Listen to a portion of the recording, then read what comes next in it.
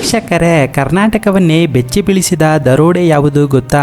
ಅದೇ ಬೆಳಗಾವಿಯಲ್ಲಿ ನಡೆದಂತಹ 400 ಕೋಟಿಯ ಹಣವಿದ್ದಂತಹ ಕಂಟೈನರ್ಗಳ ಹೈಜಾಕ್. ಅಕ್ಟೋಬರ್ 22ರಂದು 400 ಕೋಟಿ ತುಂಬಿದಂತಹ 2 ಕಂಟೈನರ್ಗಳು ಬೆಳಗಾವಿಯಿಂದ ಗೋವಾಗೆ ಹೋಗುತ್ತಿರುವಂತಹ ಸಮಯದಲ್ಲಿ ಚೋರ್ಲಾಘಾಟ್ ಬಳಿ ಹಿದ್ದಿಕ್ಕಿದಂತೆ ಈ 2 ಕಂಟೈನರ್ಗಳು ಮಂಗಮಾಯವಾಗುತ್ತವೆ.